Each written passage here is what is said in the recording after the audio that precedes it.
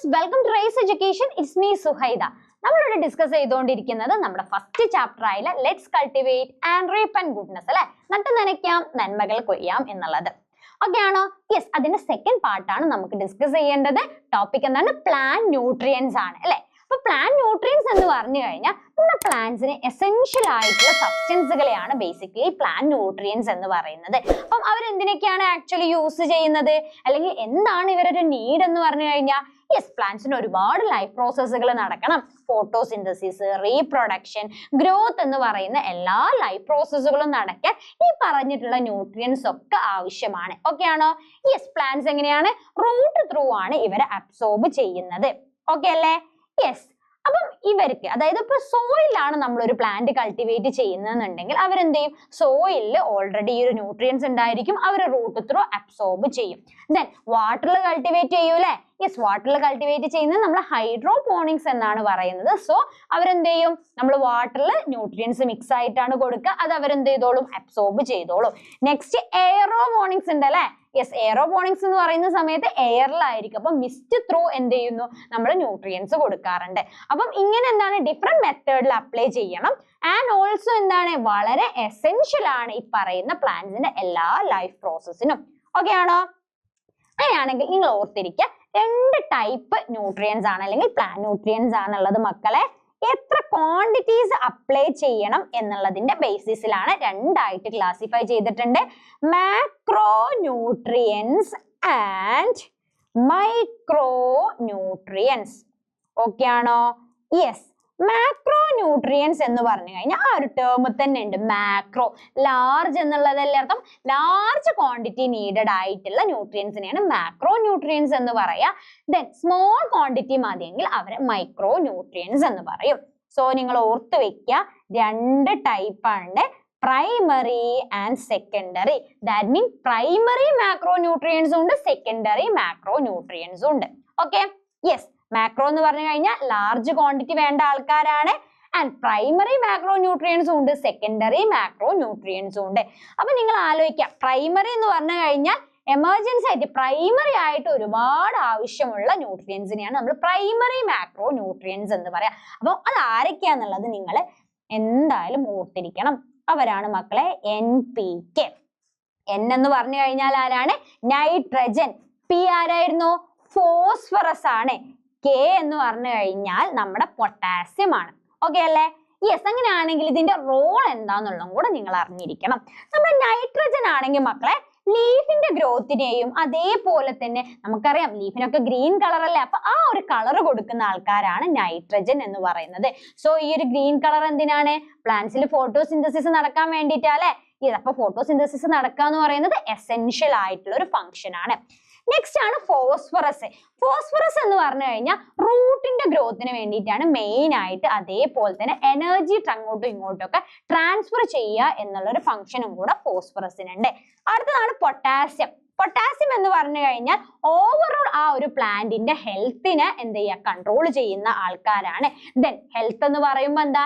Disease free ആയിട്ടുള്ള ആൾക്കാരല്ലേ നമ്മൾ ഹെൽത്തി എന്ന് പറയാം. അപ്പൊ അങ്ങനെയുള്ള ഒരു കണ്ടീഷനും കൂടെ മെയിൻറ്റെയിൻ ചെയ്യാൻ വേണ്ടിയിട്ടാണ് നമ്മളെ പൊട്ടാസ്യം. അപ്പൊ ആലോചിച്ച് നോക്കുക, NPK എന്ന് പറയുന്നത് പ്രൈമറി മാക്രോ ന്യൂട്രിയൻസ് ആണ് എന്നുള്ളത്. അടുത്ത മക്കളെ ആരാണ്?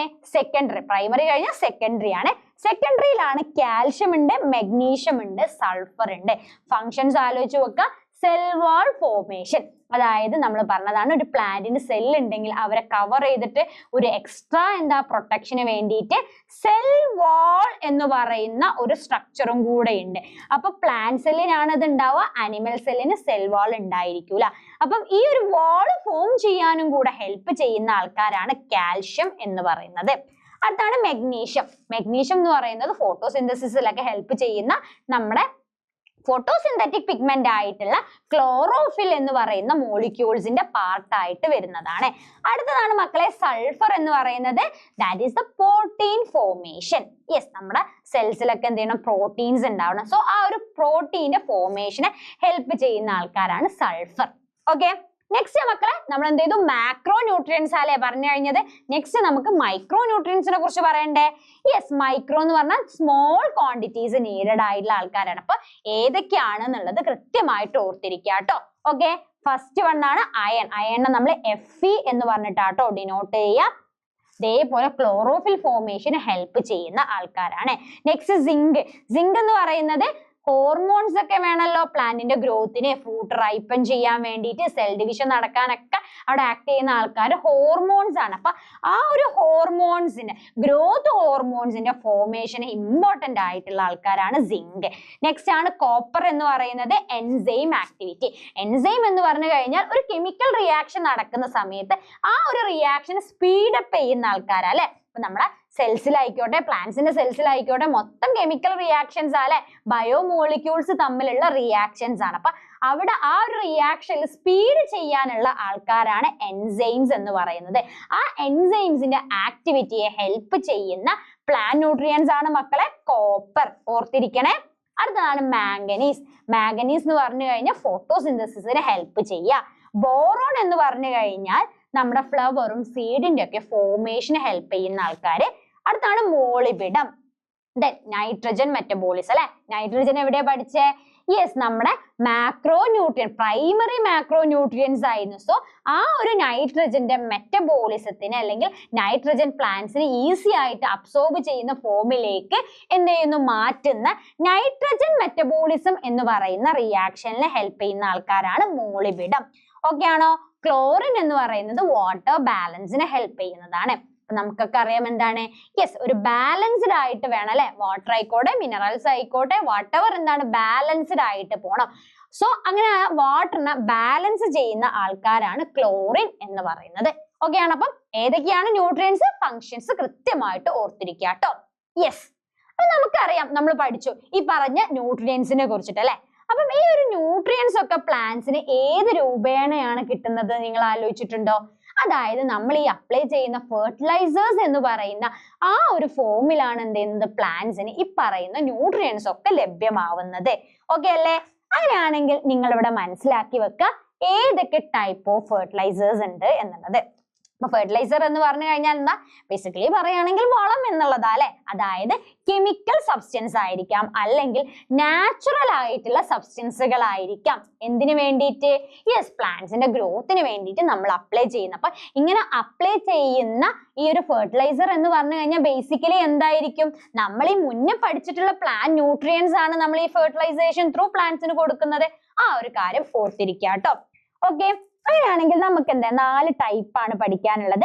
ഫസ്റ്റ് വൺ എന്ന് പറയുന്നത് നമ്മുടെ ഓർഗാനിക് ആയിട്ടുള്ള ഫെർട്ടിലൈസേഴ്സ്. ഓക്കെ, ഓർഗാനിക് നമ്മുടെ എന്താ പറയാ കമ്പോസ്റ്റും കാര്യങ്ങളൊക്കെ അല്ലേ, ആ ഒരു ടൈപ്പ്.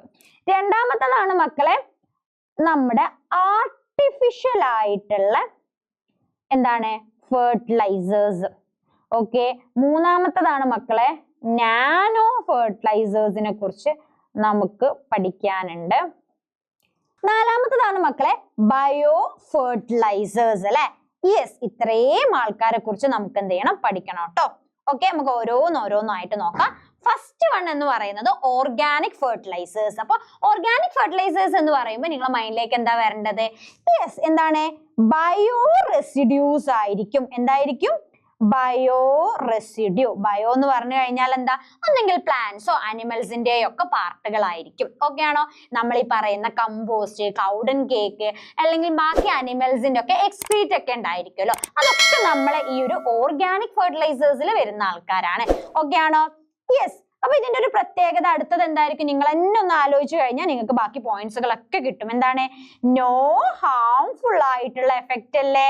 യെസ്, കാരണം നമ്മൾ സിന്തറ്റിക്കലി ഒരു കെമിക്കലും ആഡ് ചെയ്യുന്നില്ല, ഉപയോഗിക്കുന്നില്ല. അപ്പൊ നാച്ചുറൽ ആയിട്ട് അവിടെ എന്തൊക്കെ മൈക്രോ ഓർഗാനിസോ കാര്യങ്ങളോ ഉണ്ടോ എല്ലാം സെയിം ആയിരിക്കും, ഒരു ഡാമേജും ഉണ്ടാവുന്നില്ല.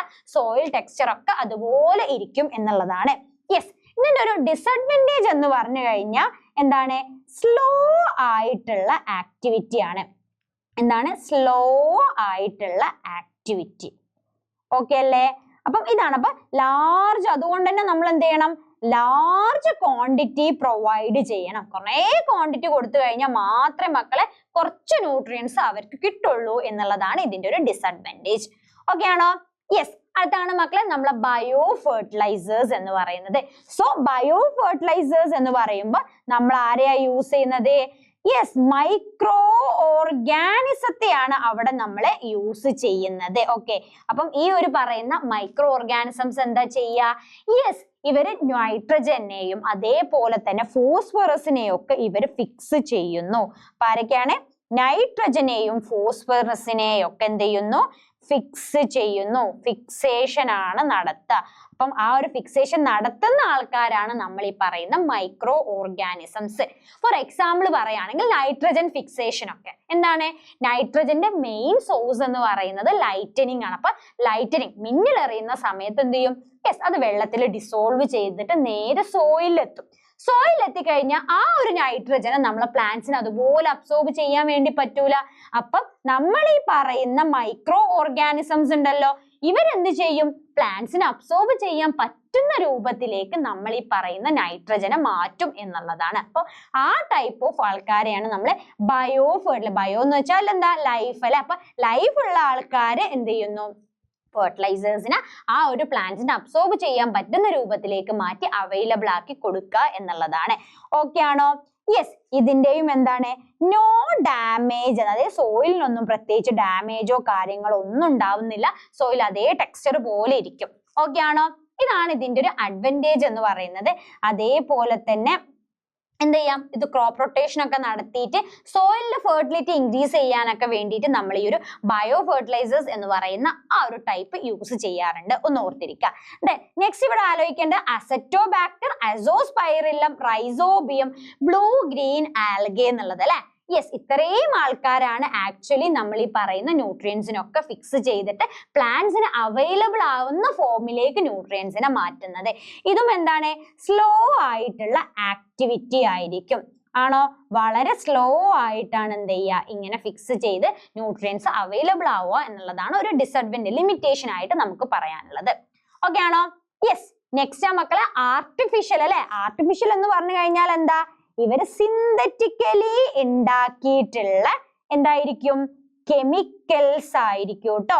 സോ അങ്ങനെ തന്നെ ആവുമ്പോ നമുക്കറിയാം എന്താ? ഏത് ന്യൂട്രിയൻസ് ആണോ വേണ്ടത് അതായിരിക്കും നമ്മൾ കെമിക്കലി ഉണ്ടാക്കും. അപ്പൊ ഡയറക്റ്റ് അത് പ്ലാന്റ്സിന് കിട്ടും. അപ്പൊ ഫാസ്റ്റ് ആയിട്ടുള്ള ഗ്രോത്ത് ആയിരിക്കും പ്ലാന്റ്സിന് ഉണ്ടായിരിക്കുക. അതേപോലെ തന്നെ എന്താ? ഫാസ്റ്റ് ആയിട്ടുള്ള റിസൾട്ട് ആയിരിക്കും.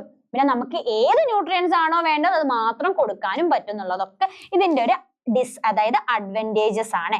ഓക്കെ, ഇനി നമുക്ക് ഡിസഡ്വാൻറ്റേജ് നോക്കിയാലോ. ഡിസഡ്വാൻറ്റേജ് എന്തായിരിക്കും? ആർട്ടിഫിഷ്യലി ക്രിയേറ്റ് ചെയ്ത കെമിക്കൽസ് അല്ലെ. സോ അപ്പൊ അവിടെ എന്താണ്?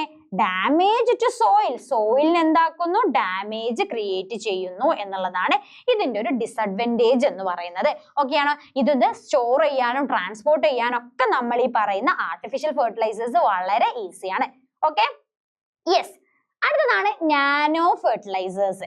നാനോ ഫെർട്ടിലൈസേഴ്സ് എന്ന് പറഞ്ഞു കഴിഞ്ഞാൽ നാനോ ടെക്നോളജി യൂസ് ചെയ്തിട്ട്, നാനോ എന്ന് പറഞ്ഞാൽ വളരെ സ്മോൾ എന്നുള്ളതാട്ടോ അർത്ഥം. സോ വളരെ സ്മോൾ ആയിട്ടുള്ള പാർട്ടിക്കിൾസ് ആയിരിക്കും. ഓൾസോ നാനോ ടെക്നോളജി യൂസ് ചെയ്തിട്ട് ഉണ്ടാക്കിയിട്ടുള്ള മെറ്റീരിയൽസ് ആണ്. ഇതിനങ്ങനെ സൈഡ് എഫക്റ്റുകൾ ഇതുവരെ കണ്ടുപിടിച്ചിട്ടില്ല. നല്ല എഫക്റ്റീവ് ആയിട്ടുള്ള ഒരു മെത്തേഡാണ്. എഫക്റ്റീവ് ആയിട്ടുള്ള മെത്തേഡ് ആണ് എന്നുള്ളത് നിങ്ങൾ എന്ത് ചെയ്യുക? ഓർത്തിരിക്കുക. ഫാസ്റ്റ് ആയിട്ടുള്ള ഗ്രോത്ത് ആണ് ഉണ്ടാവുക. ഓൾറെഡി നമ്മുടെ സോയിൽ ഉണ്ടാവുന്ന ഓർഗാനിസത്തിനോ കാര്യങ്ങൾക്കോ യാതൊരു ഡിസഡ്വാൻറ്റേജസും ഉണ്ടാവുന്നില്ല എന്നുള്ളതാണ്. അപ്പം പക്ഷെ ഇവരെന്താ? ഹൈ കോസ്റ്റ് ആണ് മക്കളെ. അത് മാത്രമാണ് ഇതിന്റെ ഒരു ഡിസഡ്വാൻറ്റേജ് എന്ന് പറയുന്നത്. ഓക്കെ അല്ലേ? യെസ്, ആലോചിച്ച് നോക്കാം. Nano fertilisers. യെസ്, വേഗം ഒന്ന് നോക്കാം. ഇത് നിങ്ങളുടെ ടെക്സ്റ്റിലുള്ള ഒരു ഇതാ അല്ലെ. Yes, organic fertilisers. Organic fertilisers എന്ന് പറയുമ്പോൾ വേഗം കമ്പോസ്റ്റ്, കൗഡൻ കേക്ക് ഇതൊക്കെയാണ് നിങ്ങളെ മനസ്സിലേക്ക് വരേണ്ടത്. ബയോ റെസിഡ്യൂസ് ആണ്. നോ ഹാർംഫുൾ എഫക്റ്റ് ഉണ്ടാക്കുന്നില്ല. ദെൻ ഇതെന്താ ചെയ്യുന്നത്? മെല്ലെ സോയിലേക്ക് ന്യൂട്രിയൻസ് എന്ത് ചെയ്യുന്നു? ഇറങ്ങുന്നു. എന്നിട്ട് അത് സോയിൽ. അപ്പൊ അതുകൊണ്ടാണ് സ്ലോ ആയിട്ടുള്ള ഗ്രോത്ത് ആണ് ഉണ്ടാവുക, അല്ലെങ്കിൽ സ്ലോ റിസൾട്ട് ആണ് ഉണ്ടാവുക എന്ന് പറയാൻ കാരണം. ആൻഡ് അതായത് ഒരുപാട് ഇത് യൂസ് ചെയ്ത് കഴിഞ്ഞാൽ നമുക്ക് എന്ത് ചെയ്യുള്ളൂ? ലെസ് ആയിട്ടുള്ള ന്യൂട്രിയൻസ് കിട്ടുള്ളൂ എന്നുള്ളതാണ്. ഓക്കെ ആണോ? യെസ്, അടുത്തതാണ് മക്കളെ നമ്മുടെ ആർട്ടിഫിഷ്യൽ ഫെർട്ടിലൈസേഴ്സ് അല്ലെ. യെസ്, കെമിക്കൽ ആയിട്ടുള്ള ആൾക്കാരാണ്, സിന്തസൈസ് ചെയ്യുന്നതാണ്. ആൻഡ് ഈസി ആയിട്ടുള്ള റിസൾട്ട് ആണ്. പെട്ടെന്ന് അത് പ്ലാന്റ്സിനെ അബ്സോർബ് ചെയ്യാം, റിസൾട്ടും ഫാസ്റ്റ് ആയിട്ട് കിട്ടും. സോയിലിനെ ഹാംഫുൾ ആക്കുന്നു. ദെൻ സോയിലിൽ വരുന്ന ഡീകമ്പോസേഴ്സ് ആയിട്ടുള്ള മൈക്രോ ഓർഗാനിസത്തിനൊക്കെ ഇത് എന്ത് ചെയ്യുന്നുണ്ട്, ഡിസഡ്വാൻറ്റേജ് ആയിട്ട് അല്ലെങ്കിൽ അതായത് ഡാമേജ് ചെയ്യാൻ, സോയിലിന്റെ ടെക്സ്ചറെ ഡാമേജ് ചെയ്യാൻ കാരണക്കാരാവുന്നുണ്ട്. ഓക്കെ ആണോ? എക്സാമ്പിൾ ഒന്ന് ഓർത്തിരിക്കണം. ആരൊക്കെയാണ്? അമോണിയം സൾഫേറ്റ്, യൂറിയ, അതേപോലെ തന്നെ നമ്മുടെ ammonium phosphate. Okay, phosphate, sulphate, urea എന്ന് പറയുന്ന ആൾക്കാര്. അടുത്ത മക്കളെ ബയോ ഫെർട്ടിലൈസേഴ്സ് അല്ലെ. യൂസിങ് ദ മൈക്രോ ഓർഗാനിസത്തെയാണ് നമ്മൾ അവിടെ യൂസ് ചെയ്യുന്നത്. നൈട്രജൻ ഫിക്സേഷൻ ഒക്കെയാണ് അവിടെ ഒരു എക്സാമ്പിൾ ആയിട്ട് നമ്മൾ എന്ത് ചെയ്യുക, ഓർത്തിരിക്കേണ്ടത്. നല്ലൊരു എന്താ പറയാ മെത്തേഡും കൂടി, അല്ലെങ്കിൽ നല്ലൊരു ഫെർട്ടിലൈസേഴ്സ് ആണ്. അത്യാവശ്യം നല്ല എന്താ പറയാ നമ്മൾ ഈ പറയുന്ന ഗുണങ്ങളുള്ള ഒരു കാറ്റഗറിയാണ്. എക്സാമ്പിൾസ് അല്ലെങ്കിൽ അവിടെ ഫിക്സ് ചെയ്യുന്ന ഓർഗാനിസത്തെയാണ് നമ്മൾ ആലോചിച്ച് വെക്കേണ്ടത്. ആരൊക്കെയാണ്? റൈസോബിയം, അസോസ്പൈറില്ലം, മൈക്കോറൈസ എന്ന് പറയുന്ന മൈക്രോ ഓർഗാനിസംസ് ആണ് ആക്ച്വലി എന്ത് ചെയ്യുന്നത്, ഈ പറയുന്ന ആളുകളെ പ്ലാന്റ്സിന് അബ്സോർബ് ചെയ്യാൻ പറ്റുന്ന ഫോമിലേക്ക് ന്യൂട്രിയൻസിനെ കൺവേർട്ട് ചെയ്യുന്നത്. ഓക്കെ അല്ലേ? ഓർത്തിരിക്കാം. നാനോ ഫെർട്ടിലൈസേഴ്സ് എന്ന് പറയുമ്പോൾ നാനോ ടെക്നോളജീസ് യൂസ് ചെയ്യുന്ന ഫാസ്റ്റ് ആയിട്ട് റിസൾട്ട് കിട്ടുന്ന എന്താണ് ഒരു ടെക്നിക്കാണ്, ഒരു എന്താ പറയാ ഫെർട്ടിലൈസേഴ്സും കൂടെയാണ്. ഓക്കെ ആണോ? യെസ്. അപ്പൊ നിങ്ങൾ ആലോചിച്ച് വെക്കുക ഏതാണ് nano urea, nano phosphate and nano magnesium sulphate എന്നുള്ളത്. അപ്പൊ എല്ലാം നാനോ അല്ലെ, നാനോ ടെക്നോളജി യൂസ് ചെയ്തിട്ടാണ് ഇവർ ഉണ്ടാക്കിയിട്ടുള്ളത്. ഓർത്തിരിക്കുക കേട്ടോ, കമ്പാരിസൺ ആയിട്ട് തന്നെ. യെസ്. അടുത്ത നമുക്ക് പറയാനുള്ളത് ഈ ഒരു ഫെർട്ടിലൈസേഴ്സ് ഒക്കെ ഏതൊക്കെ രീതിയിൽ നമുക്ക് അപ്ലൈ ചെയ്യാൻ വേണ്ടി പറ്റും എന്നുള്ളതാണ്. അപ്പം ഫസ്റ്റ് വണ്ണ മക്കളെ ലീഫിൽ നമുക്ക് എന്ത് ചെയ്യാം, ഇങ്ങനെ സ്പ്രേ ചെയ്ത് കൊടുക്കാം അല്ലെ. ഇവിടെ കണ്ടോ, ഇദ്ദേഹം എന്ത് ചെയ്യാണ്, ലീഫിൽ സ്പ്രേ ചെയ്തുകൊണ്ട് കൊടുക്കുന്നുണ്ട്. അങ്ങനെ നമുക്ക് അപ്ലൈ ചെയ്യാം. അല്ലെങ്കിൽ നമുക്ക് എന്ത് ചെയ്യാം, ഈ ഒരു ഫെർട്ടിലൈസേഴ്സിനെ വാട്ടറിൽ മിക്സ് ചെയ്തിട്ട് നേരെ റൂട്ടിലേക്ക് ഡയറക്റ്റ് ആയിട്ട് അപ്ലൈ ചെയ്ത് കൊടുക്കാം. ഓക്കെ. അല്ലെങ്കിൽ മക്കളെ നമുക്ക് ഇതുപോലെ എന്ത് ചെയ്യാം, സോയിൽ ഇട്ട് കൊടുക്കാം. സോയിൽ അധികം ഇട്ട് കൊടുക്കുക. ഒന്നെങ്കിൽ കൃഷി ചെയ്യുന്നതിന്റെ മുന്നേ, അല്ലെങ്കിൽ വിത്ത് വിതയ്ക്കുമല്ലോ അതിന് അതായത് ആ വിത്ത് വിതച്ചതിന് ശേഷമൊക്കെയാണ് അധികവും എന്ത് ചെയ്യുക, സോയിൽ ഇതുപോലെ അപ്ലിക്കേഷൻസ് നടക്കുന്നത്. അപ്പൊ ഈ രീതിയിലൊക്കെ ഫെർട്ടിലൈസേഴ്സ് എന്ത് ചെയ്യാം, അപ്ലൈ ചെയ്ത് കൊടുക്കാം എന്നുള്ളത് നിങ്ങളൊന്ന് മനസ്സിലാക്കിയിരിക്കാം. ഓക്കെ ആണോ? യെസ്. അടുത്ത മക്കളെ നമുക്ക് പറയാനുള്ളത്, നമ്മൾ പറഞ്ഞു പ്ലാന്റ് ന്യൂട്രിയൻസ് പറഞ്ഞു, ഏതൊക്കെയാണ് പ്ലാന്റ് ന്യൂട്രിയൻസിനെ എങ്ങനെ അപ്ലൈ ചെയ്യാം എന്ന് പറഞ്ഞപ്പോഴാണ് ഫെർട്ടിലൈസേഴ്സ് പറഞ്ഞത്. സോ ഈ ഒരു ഫെർട്ടിലൈസേഴ്സ് ഉണ്ടാക്കി അല്ലെങ്കിൽ ഇതിൽ ഏത് ടൈപ്പ് നമുക്ക് യൂസ് ചെയ്യാം നമ്മൾ ആവശ്യാനുസരണം ആണോ? അങ്ങനെയാണെങ്കിൽ ഒരു കാര്യം കൂടെ നമ്മൾ അറിയണ്ടേ, യെസ്, നമ്മൾ ഈ ഒരു സോയിലിൽ ഏതൊക്കെ ന്യൂട്രിയൻസ് ഉണ്ട് എന്ന് നമ്മൾ അറിയണ്ടേ. കാരണം ഇല്ലെങ്കിൽ നമുക്ക് മാത്രം ആഡ് ചെയ്ത് കൊടുത്താൽ മതി. ഒരുപാടുണ്ടെങ്കിൽ വീണ്ടും ആഡ് ചെയ്ത് കൊടുക്കേണ്ടതുണ്ടോ? ഇല്ല. അവിടെയാണ് നമ്മുടെ ഈ ഒരു സോയിൽ ടെസ്റ്റിംഗ് ഇമ്പോർട്ടന്റ് ആയിട്ട് വരുന്നത്. ശ്രദ്ധിക്കുക, നമ്മൾ എന്ത് ചെയ്യുക, ആവശ്യമുള്ള സാധനങ്ങൾ ടെസ്റ്റ് ചെയ്തിട്ട് ആവശ്യാനുസരണം കൊടുക്കാൻ വേണ്ടിയിട്ടാണ് നമ്മൾ സോയിൽ ടെസ്റ്റ് ചെയ്യുന്നത്. Determine the nutrient status of A soil. അപ്പൊ സ്റ്റാറ്റസ് ഓഫ് എ സോയിൽ എന്ന് പറഞ്ഞു കഴിഞ്ഞാൽ ഒന്നെങ്കിൽ ഈ പറഞ്ഞതുപോലെ ഓവർ യൂസ് ആയിട്ട് കാണാം, അല്ലെങ്കിൽ എന്താണ് അണ്ടർ യൂസ് ആയിട്ടും കാണാൻ വേണ്ടി പറ്റും. ഓവർ ആണെന്നുണ്ടെങ്കിൽ പിന്നെ കൊടുക്കേണ്ട, അണ്ടർ ആണെന്നുണ്ടെങ്കിൽ ഏതാണോ എന്ന് നമ്മൾ ഡിറ്റർമിൻ ചെയ്തിട്ട് അത് മാത്രം നമുക്ക് അപ്ലൈ ചെയ്ത് കൊടുക്കാൻ വേണ്ടി പറ്റും. സോ അങ്ങനെ നമുക്ക് എന്ത് ചെയ്യാം, കോസ്റ്റ് കുറയ്ക്കാം. കാരണം ആവശ്യമുള്ള വെറുതെ അപ്ലൈ ചെയ്തിട്ട് വെറുതെ കോസ്റ്റ് ഉണ്ടാക്കണോ? വേണ്ട. അപ്പൊ നമുക്ക് കോസ്റ്റ് എന്ത് ചെയ്യാൻ വേണ്ടി പറ്റും, സേവ് ചെയ്യാൻ വേണ്ടി പറ്റും എന്നുള്ളതാണ്. അതാണ് ഈ ഒരു ടെസ്റ്റിന്റെ ഇമ്പോർട്ടൻസ്. ഓക്കെ അല്ലേ? യെസ്. അങ്ങനെയാണെങ്കിൽ നിങ്ങൾ ഓർത്തിരിക്കുക ഏതൊക്കെ പാരാമീറ്റേഴ്സ് ആണ് സോയിൽ ടെസ്റ്റ്. അപ്പൊ ചിലപ്പോൾ നിങ്ങൾ കണ്ടിട്ടുണ്ടായിരിക്കും അല്ലെ, സോയിൽ ടെസ്റ്റ് ചെയ്യാൻ വേണ്ടി വരുന്നത്. അപ്പൊ സോയിൽ ടെസ്റ്റ് ചെയ്യുന്ന സമയത്ത് ഏതൊക്കെ പാരാമീറ്റേഴ്സ് ആണ് അവിടെ മെഷറബിൾ ആക്കി എടുക്കുന്നത് എന്നുള്ളത്. സോ ഫസ്റ്റ് വൺ എന്ന് പറയുന്നത് pH ആണ്. pH എന്ന് പറഞ്ഞു കഴിഞ്ഞാൽ നമ്മളല്ല ആ ഒരു സോയിൽ, അല്ലെങ്കിൽ നമ്മൾ ടെസ്റ്റ് ചെയ്യുന്ന സോയിൽ എന്താണ്, ആൽക്കലൈൻ ആണോ അല്ലെങ്കിൽ അസിഡിക് ആണോ എന്ന് ടെസ്റ്റ് ചെയ്യുന്നതാണ്. ഓക്കെ അല്ലേ? യെസ്. അടുത്തത് എന്താണ്, നൈട്രജന്റെ എന്താണ് കോൺസെൻട്രേഷൻ എത്ര, നൈട്രജൻ എത്ര ഉണ്ട് നോക്കും. കാരണം NPK എന്ന് പറയുന്നത് എസെൻഷ്യൽ ആയിട്ടുള്ള ആൾക്കാരാ അല്ലെ. യെസ്, നമ്മൾ ഈ പറഞ്ഞിട്ടുള്ള എസെൻഷ്യൽ ആയിട്ടുള്ള ന്യൂട്രിയൻസ്, ഇതെന്താണ് എസെൻഷ്യൽ ആയിട്ടുള്ള എന്താണ് മാക്രോ ന്യൂട്രിയൻസ് ആണ്. സോ ഈ ഒരു ന്യൂട്രിയൻസ് എത്രമാത്രം ഉണ്ട് എന്നുള്ളത് നമ്മൾ ചെക്ക് ചെയ്യും.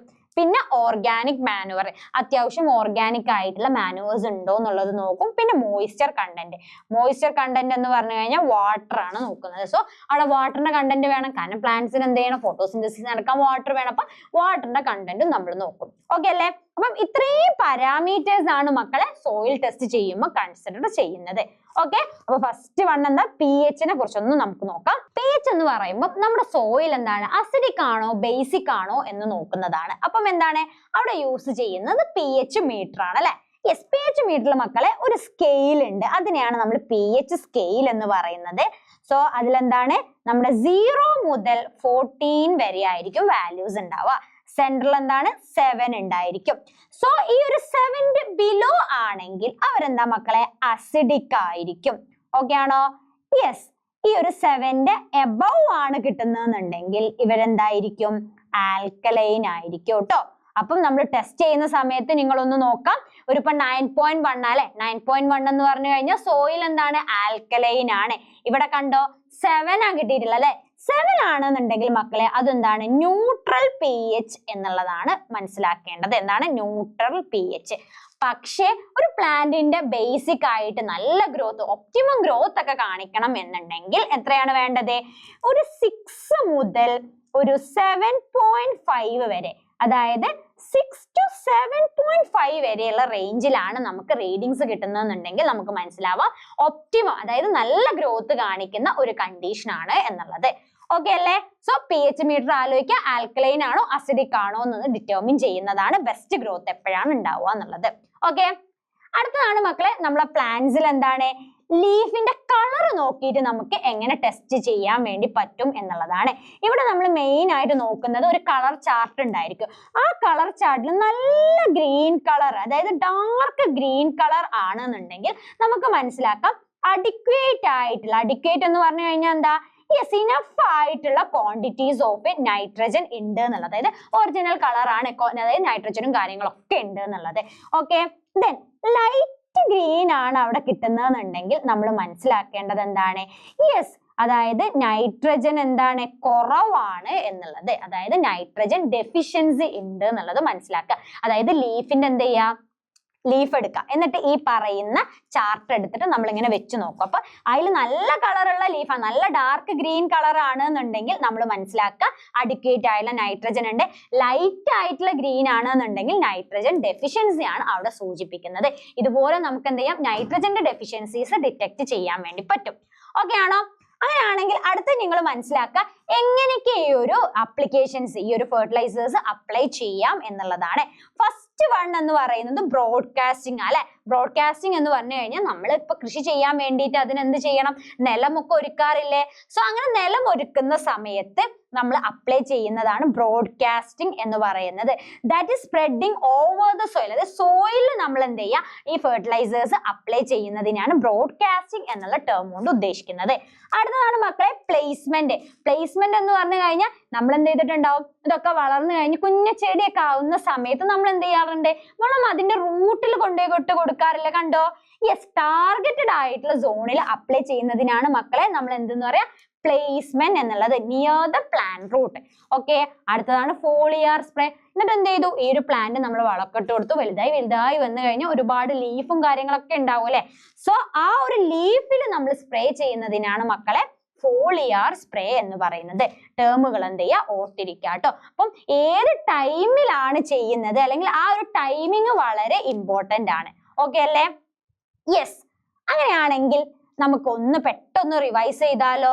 യെസ്, നമ്മൾ എന്തൊക്കെയാണ് ഇവിടെ പഠിച്ചിട്ടുണ്ടായിരുന്നത്, മെയിൻ ആയിട്ട് ഫസ്റ്റ് എന്താ പറഞ്ഞേ, പ്ലാന്റ് ന്യൂട്രിയൻസ് ഏതൊക്കെയാണെന്നല്ലേ, മൈക്രോൺ മാക്രോ ന്യൂട്രിയൻസ് ഉണ്ട് എന്നുള്ളത് പറഞ്ഞു.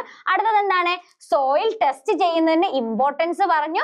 എങ്ങനെയൊക്കെ സോയിൽ ടെസ്റ്റ് ചെയ്യാം, pH മീറ്റർ നോക്കിയിട്ട് ചെയ്യാം. പിന്നെ എന്ത് ചെയ്യാം, യെസ്, നൈട്രജൻ ഒക്കെ ആണെന്നുണ്ടെങ്കിൽ ആ ഒരു പ്ലാന്റ്സിലെ കളർ ചേഞ്ച് നോക്കിയിട്ട് നമുക്ക് എന്ത് ചെയ്യാം, ഡിറ്റക്ട് ചെയ്യാൻ വേണ്ടി പറ്റും.